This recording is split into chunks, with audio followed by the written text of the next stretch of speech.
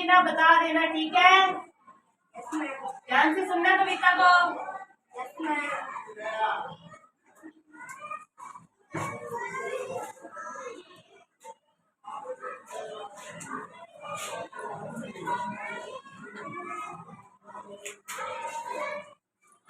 जंगल में हो गए इकट्ठे थोड़े से खरगोश, लगे खेलने सभी कबड्डी, बोलो भरकर मन में जोश। यानी जंगल में थोड़े से खरगोश इकट्ठे हो गए, उनके मन में पूरा जोश आ गया कि आज हम कबड्डी खेलेंगे। बढ़िया सा मैदान बनाया, रहे न कंकर शूल, महक रही थी उसमें केवल रेशम जैसी धूल। उन्होंने ना जंगल में एक मैदान पूरा जिसमें थोड़े बहुत कांटे वगैरह थे ना, बिल्कुल साफ किया, उसमें एक भी कंकर नहीं रखा, एक मैदान बनाया और उसमें ना बिल्कुल आस पास पौधे लगे हुए थे ना, उनकी खुशबू आ रही थी। दिखा रहे थे आपस में अपने अपने दांव, फुर्ती जो थी कहीं किसी के नहीं उखड़ते पाँव, कहीं किसी के नहीं उखड़ते पाँव।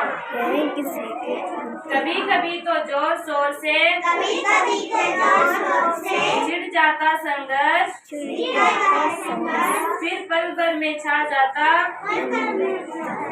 सबके मुख पर हर्ष।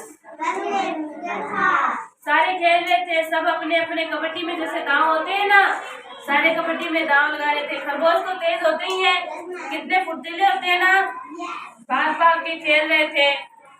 कभी कभी तो ना ऐसे लग रहा था, इतने सारी कबड्डी में ऐसे लगता है ना जैसे इतने सारे खरगोश थे, भाग के हाथ लगाते थे तो ऐसे लगता था जैसे उनमें संघर्ष युद्ध ही छा गया, ऐसे लग रहा था। फिर वापिस सब वो हंस के खेलने लग जाते थे। कोई पकड़ छोड़ देता है, कोई लेता खेल, कोई गिरता कोई उठता, बिना लगाए देर। कोई तो पकड़ के कबड्डी में से होता है ना, दूसरे की साइड जाके हाथ लगा के आना है।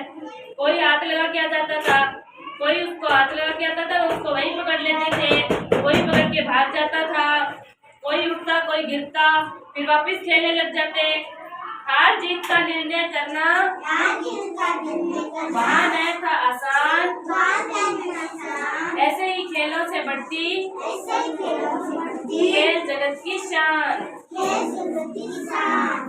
अब वो खरगोश थे, वो तो कभी भाग के इधर आ जाते, कभी उधर आ जाते। इतना ना उनमें ये पता लगाना आसान नहीं था कि कौन जीता है कौन हारा है। ऐसे ही इस कविता से क्या शिक्षा मिलती है? पढ़ाई के साथ साथ खेल भी जरूरी है, ठीक है? खेलों से क्या बनती है? जगत की शान। चलो मैं पूछती हूँ प्रश्न। खरगोश क्या खेल खेले थे? कबड्डी खेले थे। कहाँ पे खेले थे? खरगोश ने कबड्डी कहाँ खेली? जंगल में। जंगल में उन्होंने क्या बनाया? एक मैदान बनाया। मैदान को साफ किया ना?